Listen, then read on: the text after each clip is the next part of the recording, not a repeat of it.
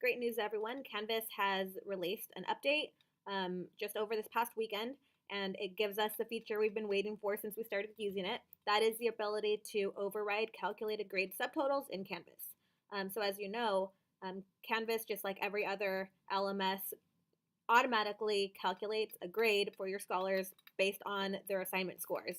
Obviously, this doesn't always work with DLA's grading policy because it's really unique, and so we've always had to override those manual course grades so that we can practice our philosophy of determining scholars' grades based on what we're seeing on their competencies.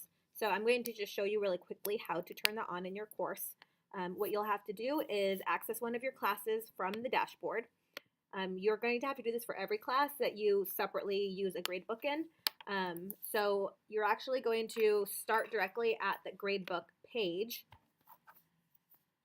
And you'll notice I'm using an empty class. I'm using my X block, that way I don't mess anything up. You're going to locate the settings or wheel or cog here in the top right corner. You're going to click that. There's a new tab that was added called Advanced. When you click on Advanced, there's just one option. It's pretty straightforward. You enable this option to allow final grade override.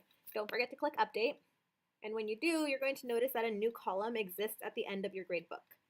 So you've always had this total column, which is going to give you a percentage and a letter grade automatically from Canvas. If you think that's accurate, you can leave it. If you think it's not accurate, you can now enter either a letter grade or a percentage.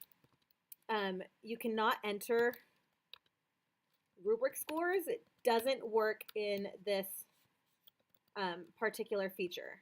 So as you can see here, every time I enter a grade, whether it was a 1, 2, 3, or whatever, it comes out as missing.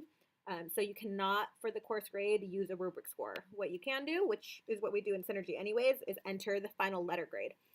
So you can enter an A or a B. You can even enter a no mark. And those all work exactly the way that they're supposed to. So that's really helpful for us. You can also, if you choose to enter a percentage, and then scholars will see both the percentage and the letter grade. So if I want to give them a 60% or an 80%, it'll still come out as the appropriate DLA transcript converted grade because of the DLA grading scheme that we are all using in common. So that's how you do a grade override. Couple of things to know: if you choose to start using this today, you'll have to go back into your settings because we previously hid that column because it was useless to us, but now it's great. So if you choose to use this now, you'll have to come back to your course details, scroll to the bottom under more options, where it said hide totals and student grade summary. You want to uncheck that so that students can see their course grade, and then update course details. You still want to hide the grade distribution graph though, because that's a little too competitive for us, and then go ahead and enable that to update your course settings. You'll also want to make sure that you have the right grading scheme set up. Otherwise, things get confusing for parents and scholars. So again, that's in your course settings under grading scheme. You'll check enable grading scheme. You'll view the grading scheme. You'll select another scheme, and then you'll choose that test DLA grading scheme, which is what we're currently using. All right, so that's it. That should get you set up if you want to use that, and I'll go ahead and create some more detailed DLA sort of instructions in the next couple of days and get them out to you early next week. Enjoy!